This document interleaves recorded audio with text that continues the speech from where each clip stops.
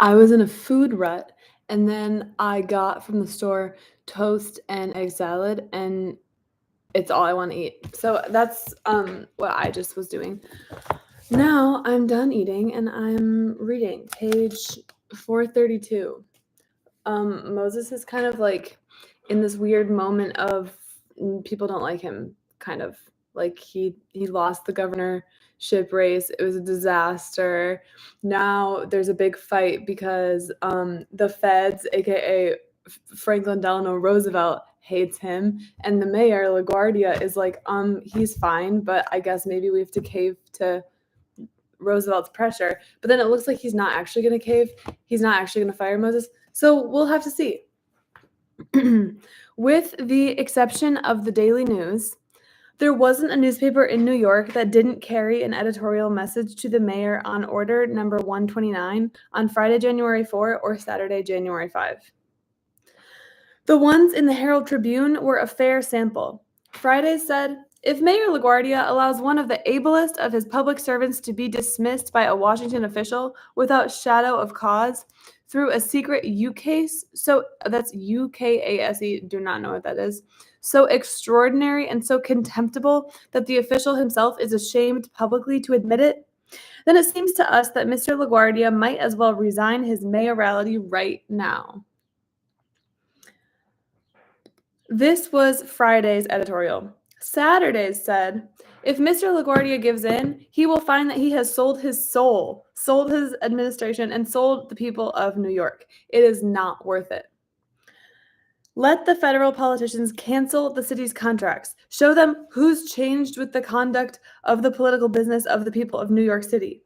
Was the Herald Tribune a Republican paper? The American, the Brooklyn Eagle, and the World Telegram were Democratic. Bureaucracy, patronage, politics, the American raged. If the order stands, it will be a lasting stain on the record of the administration, the Eagle said. Secretary Ix, one of the Roosevelt people, is jeopardizing public confidence in the nonpartisan honesty of the National Public Works Administration, the World Telegram said. And the independent New York Times, normally so dispassionate and restrained, chimed in.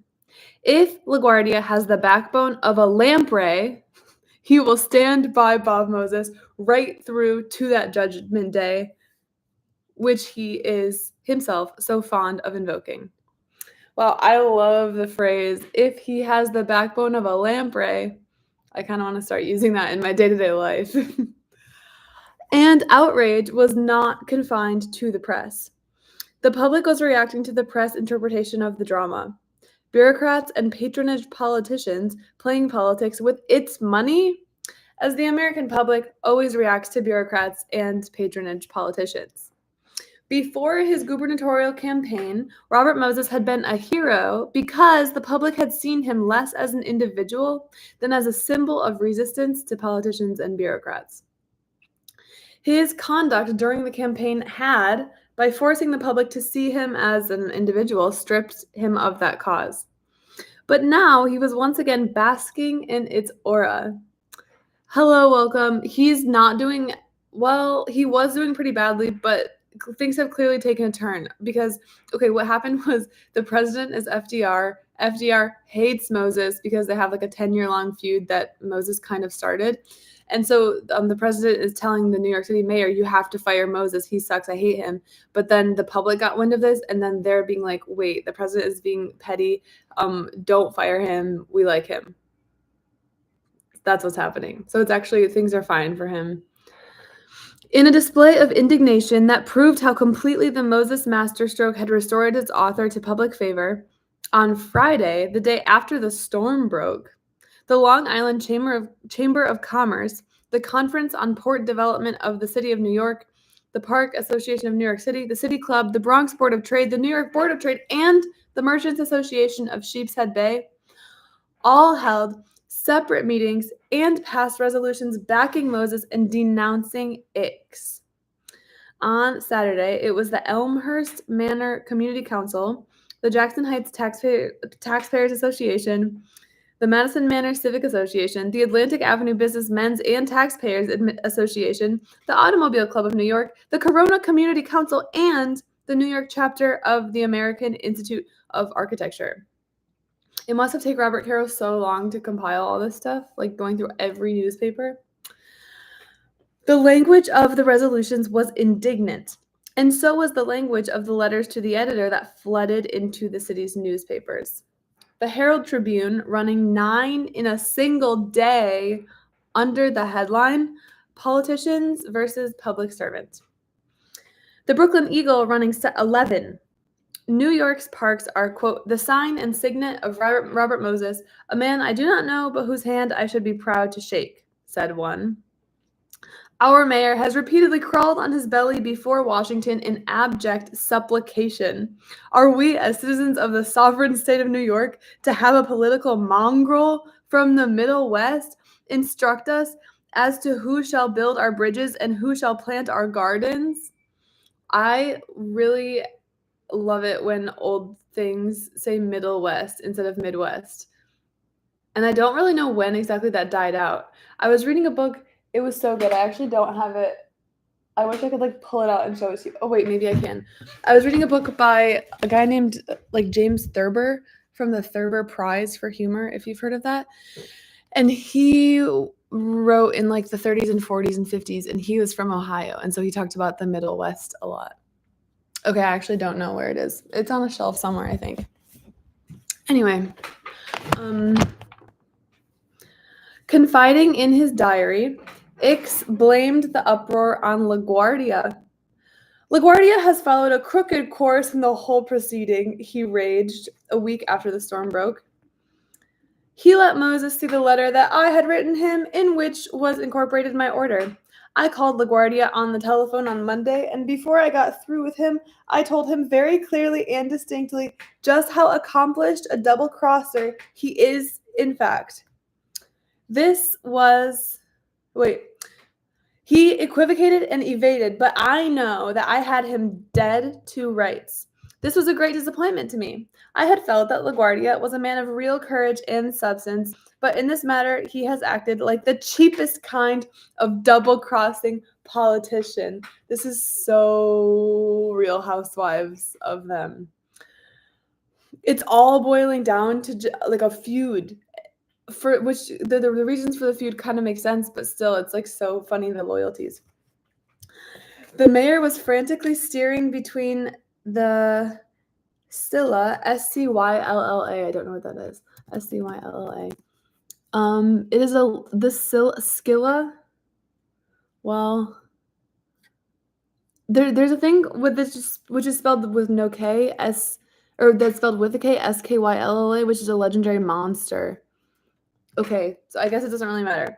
The mayor was steering between the Scylla of losing federal funds and the Charybdis, another monster, of losing the confidence of his constituency.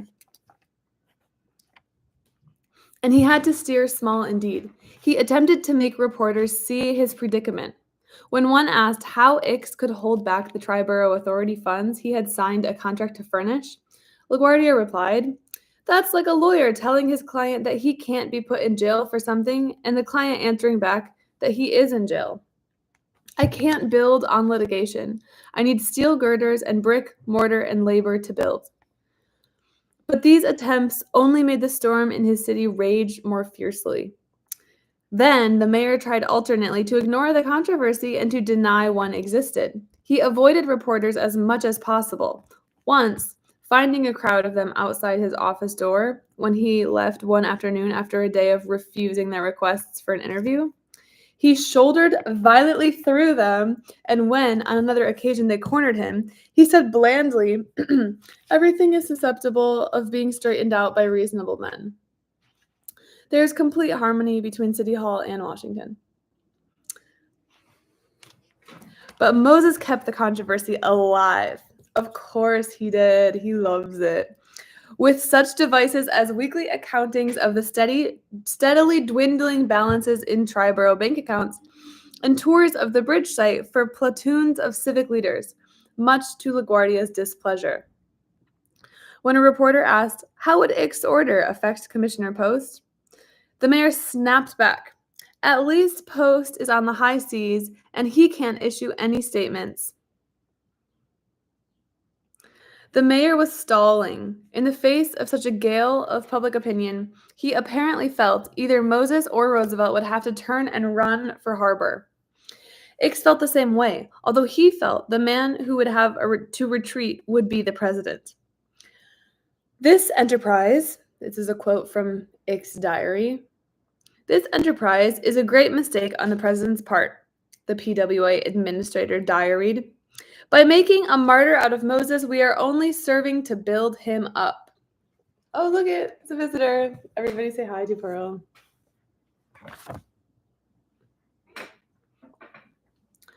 But it wasn't LaGuardia's or Ickes' feelings that counted. It was Roosevelt's and Moses's. And when these two men were dealing with one another, they were not reasonable men at all. Not normal political considerations, but personal animosity, real hatred, hatred that had been boiling between them for years, governed their actions. Neither one would give an inch. Chauffeured in from Babylon on January 9 for a 2-hour meeting with LaGuardia and Wendell's behind closed doors at City Hall, Moses emerged noticeably pale and tired to find reporters waiting. "Are you going to leave the bridge authority?" one asked. "No," Moses snarled. Without another word or a backward glance, he strode out of the building. When Ickes, after a week of trying, and as he put it, taking it on the chin on behalf of the president, finally secured an appointment with Roosevelt on January 10, he half expected that, in view of all the turmoil, the president would try to work out a face-saving compromise. But the administrator wrote in his diary the next day, "He told me very firmly that he wanted to go through along the lines of the order that I have issued. No Triborough requisitions were to be honored, quote, unless the Moses matter is settled to the president's satisfaction." Okay, Roosevelt really standing on business here.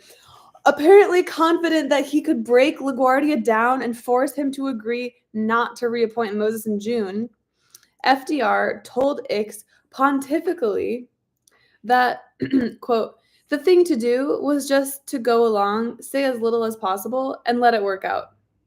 For a while, it seemed that the president was correct. On January 16, he summoned LaGuardia to Washington for a private conversation. Returning to New York, the mayor told reporters, "Nothing's going to happen that will disturb the pleasant relations between the city and Washington. We simply cannot afford to let a break happen. We have too many public projects being financed by federal funds to let such a thing happen." A Herald Tribune Washington staffer reports that at PWA headquarters, Mr. Moses's resignation was confidently expected as a result of LaGuardia's public remark. But if the president felt he was holding all the cards, he was overlooking the trump, public opinion.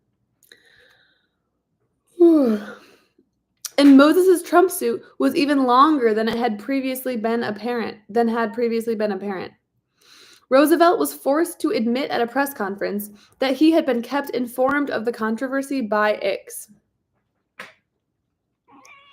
Oh, maybe she's done being held. I don't know. We'll see. The president declined to discuss the matter further, but even the limited admission made news. "President aware of order on Moses," the Times headlined. And with this opening, newspapers finally told their readers that FDR was not only aware of the order, but had directed Ickes to issue it. The public protest rose to hurricane levels as delegations from 147, I thought it was an address, from delegations from 147 civic, business, and social organizations met in the auditorium of the State Chamber of Commerce building at 65 Liberty Street. The diversity of those delegations, there was one from the Fortnightly Library Club of Brooklyn. I want to go to the Fortnightly Library Club.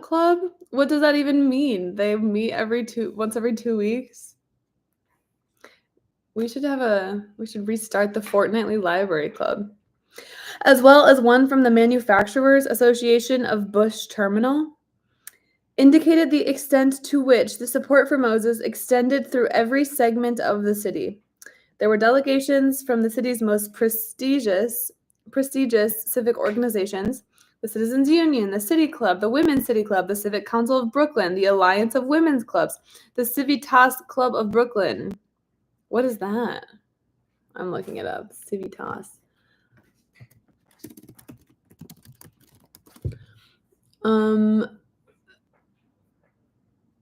It's just kind of looks like it's a random club. It was founded by the social elite of Brooklyn Heights. That's kind of fun. Maybe I'll read more about it later. I'm also looking up the Fortnightly Library Club of Brooklyn. I want to join it. Oh no.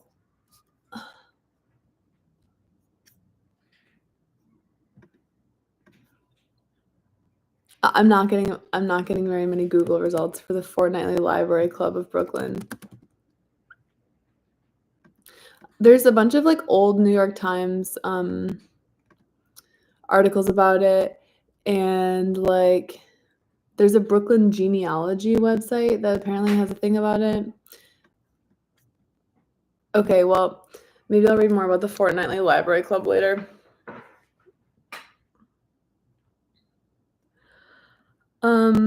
Okay, so there's delegations from all the prestigious organizations.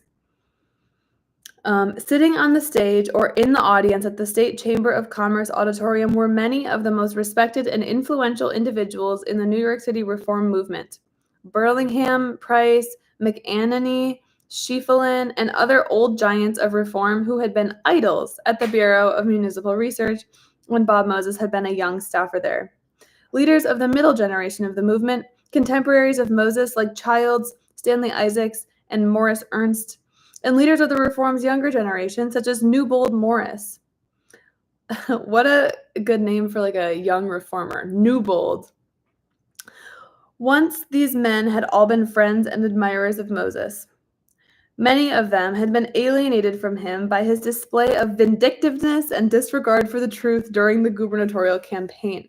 But now there was a principle at stake, and these were men to whom principle was more important than personality. Forgetting past differences, they took him again into the shelter of their names and reputations and lent to his fight with the president the ringing phrases of reform. The Triborough Bridge, they said in a letter sent to Ix on behalf of 147 organizations, is an urgently necessary public facility, but, quote, if the price to be paid for the loan of federal funds is the surrender of control over local government, then we, being unwilling to sacrifice this great principle, would rather wait until such time as some other method of financing will permit its completion. Okay.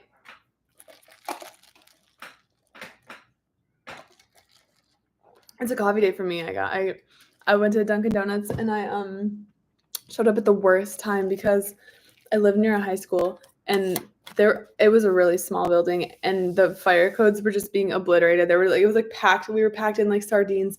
I waited for so long, but it was fun to hear the like sometimes it's just interesting to hear what 16-year-olds talk about. Like they were railing on some the gossip is that somebody transferred from a different school district and is running for class president, and they were all like, who does she think she is? And it was really fun to listen. So anyway, that was an aside. Okay, back to the book. And just as important in determining LaGuardia's attitude as the public expressions of protest were the private expressions. For the men making the private expressions possessed not only personal entree to LaGuardia, but his respect. As always, the definitive word was Burlingham's. Okay, and then now we have a little letter. I'm going to read the letter really quickly. Dear FH, you know my views on the subject, but I think I will put them in writing as my considered opinion for my own clarification, if not for yours. And then FH is... Who is FH? At first I was thinking Fiorello LaGuardia, but I actually don't know who that's going to.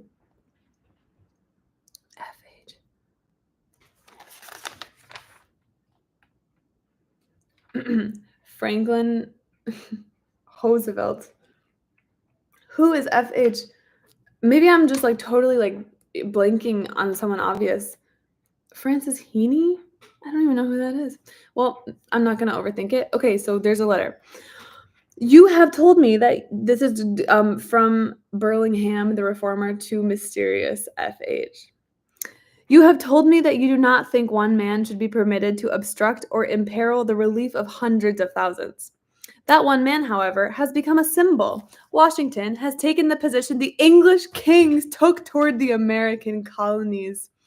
The question, therefore, is whether you, as representative not of New York City alone, but of every municipality and every state in the Union, will submit to an unreasonable and tyrannical order from Washington.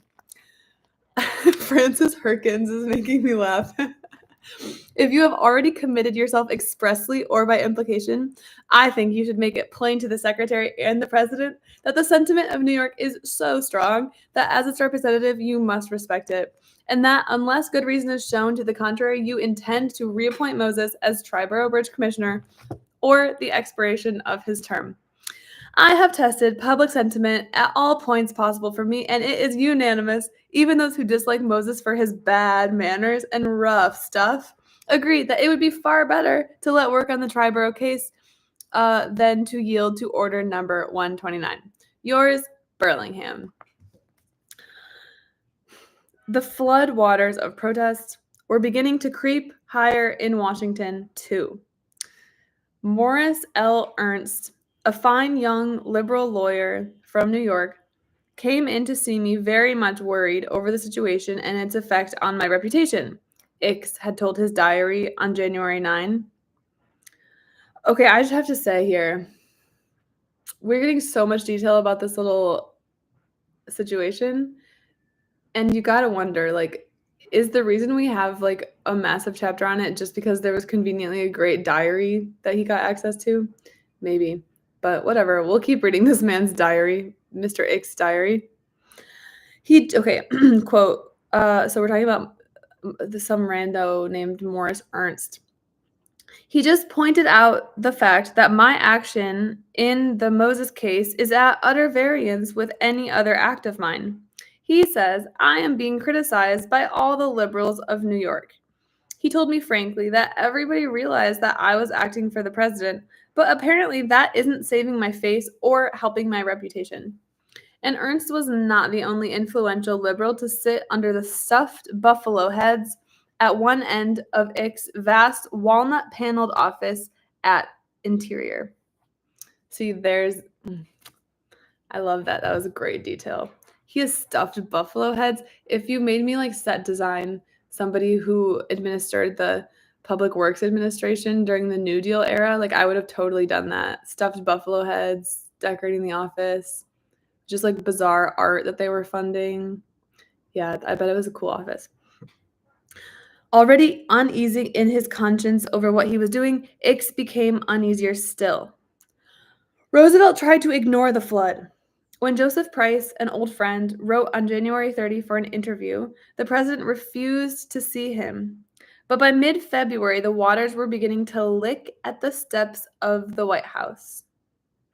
The mail tally that was sent daily to FDR's desk included, day after day, scores of protests from individuals and organizations. On most of them, a presidential aide, probably Colonel Marvin H. McIntyre, scribbled the usual and out went a letter signed by Lewis Howe saying only, "Your letter has been received and will be brought to the president's attention. I want to thank you on his behalf for your interest in sending your views regarding the matter referred to." What an impersonal letter, but nice to get a response. But some of the mail required more than form replies. For Ernst, Price, and Burlingham, and a score of other reform leaders from New York, were personal friends of the president and his wife from Roosevelt's days in New York. And these men were among the writers, Burlingham wiring the president on February 22, a year to the day since FDR had begun the ouster move. Never have seen such such a unanimous feeling, unanimity of feeling. Issue far transcends Moses or New York. Way out can and must be found. And while the protests had at first been confined to New York, with the revelation of the president's direct involvement, it spread. Soon, newspapers all over the country, many of which had been looking for proof that federal relief money was being used for political purposes, were finding that proof in Order Number 129 and were treating it accordingly. Quote, I would not have supposed that the country outside of New York would be very interested in this matter, Ix wrote in his little diary. But the newspapers have made it almost a national issue. I just had a vision. What if we I don't think anyone should do this because sorry, I'm kind of an Ix hater. I feel like his diary is kind of boring, but it'd be so funny if we illustrated it with the same illustrations like Jeff Kinney style Diary of a Wimpy Kid. Because that's all he is. He's just kind of like sitting there and like listening to Roosevelt. Very wimpy of him. Arthur Kroc, a syndicated national political columnist of the Times, analyzed the controversy from a political standpoint.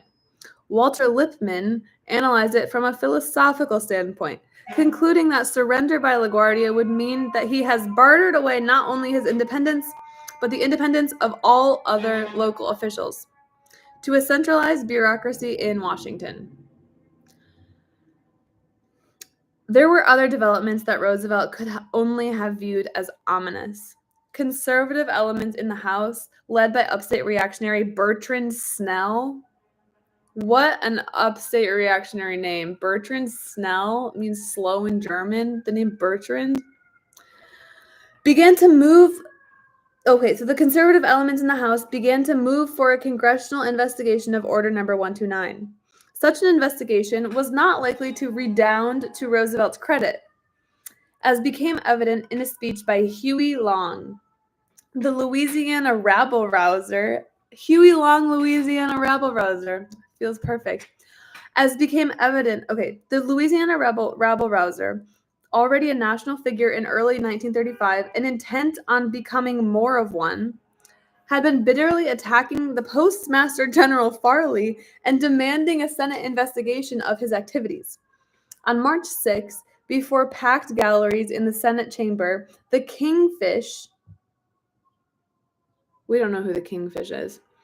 The Kingfish charged that the Big Bag Man's New York-based General Builders Supply Corporation was transacting matters with which the U.S. government is identified for the purpose of making private profit.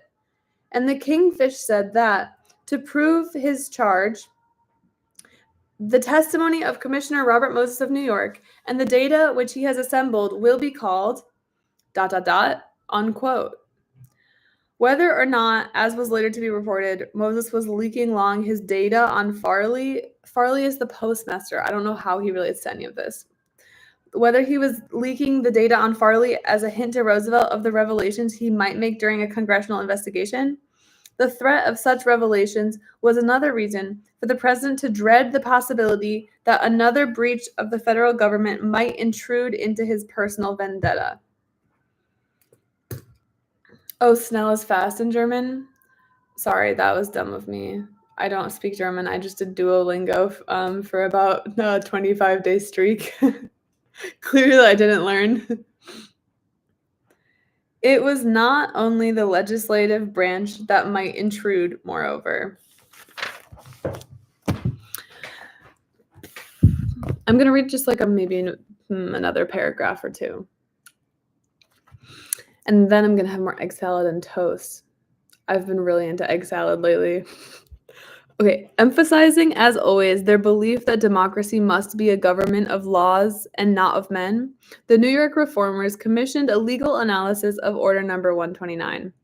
Their attorney concluded in a 16-page brief that the order was clearly illegal, an arbitrary and capricious fiat without any authority in law, that it was a breach not only of express contractual obligations of the government, but of governmental morality, that the records in this case clearly proved that Ix had issued the order to force from office a single municipal official for no other reason than that the official was not deemed friendly of the federal administration, that Ix had abused the power given him by Congress and the president, and that he had therefore committed an impeachable offense. The attorney said he was prepared to undertake, as a public servant for which no fee would be required, an attempt to obtain from the courts a writ of mandamus requiring Ix to honor his contract with Triborough. And the identity of the attorney made the threat one that could not be laughed off.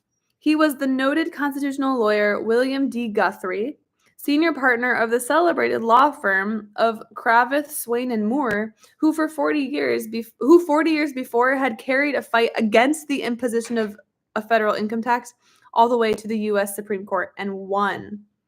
What? But then now we have an income tax. Parentheses. The tax was not reinstituted until 1913, when it was legalized by the passage of the 16th Amendment. And then the asterisk. The main reason for the verdict was the constitutional provision that direct taxes had to be apportioned among the states in proportion to population, a provision struck out by the amendment. Okay, well, Roosevelt decided to grant Joseph Price the interview Price had requested, and the reformer returned to New York to report to intimates that he had found the president conciliatory. He told them that Roosevelt had asked him plaintively, "Isn't the president of the U.S. entitled to one personal grudge?" That's such a funny thing to say. What? Like, you're the president. No, Price said he had replied. Ix wrote in his diary, his fucking diary, "The president, I know, would welcome a way out of this cul-de-sac." But the secretary added, "No way offers itself." I think my problem with the diary is like maybe some people, maybe in the olden days, people were like actually writing diaries that they intended to be like, quoted in like massive Pulitzer-winning books. But I just feel like if you're writing like that much detail, if you're writing your diary like an encyclopedia article, it's like you're probably lying a little bit. You're probably trying to get it to be read.